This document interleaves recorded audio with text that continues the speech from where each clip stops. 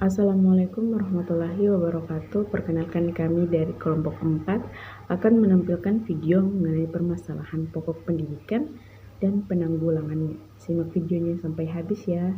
Nah, bagian pertama pada masalah aktual pendidikan di Indonesia dan penanggulangannya.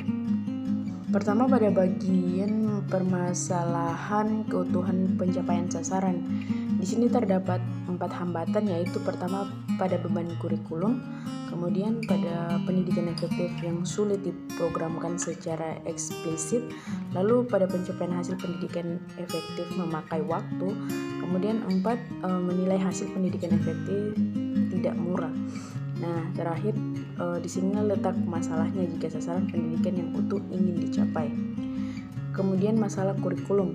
Masalah kurikulum meliputi masalah konsep dan masalah pelaksanaannya. Yang menjadi sumber masalah ini ialah bagaimana sistem pendidikan dapat membekali peserta didik untuk terjun ke lapangan kerja bagi yang tidak melanjutkan sekolah dan memberikan bekal dasar yang kuat untuk keperguruan tinggi mereka. Kemudian pada masalah peranan guru. Nah, guru sendiri dapat melakukan multi peran seperti pada kebanyakan sekolah. Mereka adalah pejuang tunggal walaupun seandainya ia sudah didampingi oleh petugas yang lain seperti konselor dan lain-lain. Kemudian masalah pendidikan dasar 9 tahun. PP nomor 28 tahun 1990 tentang pendidikan dasar, pasal 2 menyatakan bahwa pendidikan dasar merupakan pendidikan 9 tahun terdiri atas program pendidikan 6 tahun SD dan pendidikan 3 tahun di SLTP. Pasal 3 memuat tujuan pendidikan dasar, yaitu memberikan bekal kemampuan dasar kepada peserta didik untuk mengembangkan kehidupannya sebagai pribadi, anggota masyarakat, warga negara, dan anggota umat manusia. Nah, kemudian pada bagian saling berkaitan antara masalah-masalah pendidikan.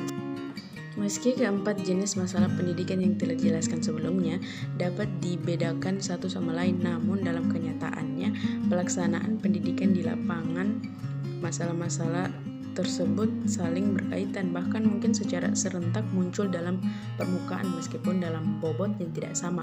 Pada dasarnya pemerataan pendidikan dan pendidikan yang bermutu ingin dicapai sekaligus, namun yang terjadi pemerataan pendidikan mungkin terlaksana namun tidak dengan mutu pendidikannya. Kemudian ada beberapa upaya penanggulangan pada masalah-masalah aktual tersebut. Di antaranya pendidikan efektif perlu ditingkatkan secara terprogram, tidak cukup berlangsungnya hanya secara insidental. Kemudian pelaksanaan kegiatan kurikuler dan ekstrakurikuler dilakukan dengan penuh kesungguhan dan diperhitungkan dalam penentuan nilai akhir ataupun kelulusan. Kemudian melakukan penyusunan yang mantap terhadap potensi siswa melalui keragaman jenis program studi dan memberi perhatian terhadap tenaga kependidikan atau prajabatan dan jabatan. Kemudian faktor-faktor yang mempengaruhi perkembangan masalah pendidikan terbagi menjadi 4 faktor, yaitu faktor perkembangan iptek. Nah, perkembangan iptek sangat membantu manusia memenuhi kebutuhan dan menyelesaikan berbagai permasalahan yang dihadapi dalam kehidupan sehari-hari. Tetapi di sisi lain manusia juga harus sadar akan adanya berbagai macam ancaman yang dapat ditimbulkan oleh adanya perkembangan iptek tersebut. Kemudian pada faktor aspirasi masyarakat. Aspirasi ini merupakan suatu topik bahasan yang penting karena aspirasi berkaitan dengan cita-cita, tujuan, rencana, serta dorongan untuk bertindak dan berkarya. Kemudian faktor laju pertumbuhan penduduk. Nah, suatu wilayah dengan pertambahan penduduk yang pesat dapat menyebabkan masalah-masalah pendidikan, pengangguran, kesenjangan sosial, dan masalah-masalah lainnya. Kemudian pada faktor keterbelakangan budaya dan sarana kehidupan.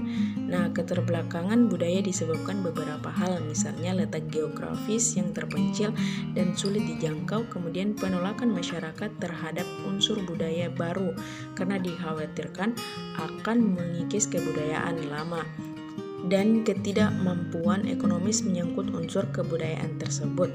Itulah beberapa faktor yang mempengaruhi perkembangan pendidikan. Jadi kesimpulannya, permasalahan pendidikan di Indonesia hanya dapat diselesaikan dengan kerjasama dari semua pihak, yaitu orang tua, masyarakat, dan sekolah. Dari mulai aras input, orang tua sebagai pendidik utama yang mempersiapkan anak-anak dalam menunaikan tugasnya. Orang tua dibantu oleh masyarakat.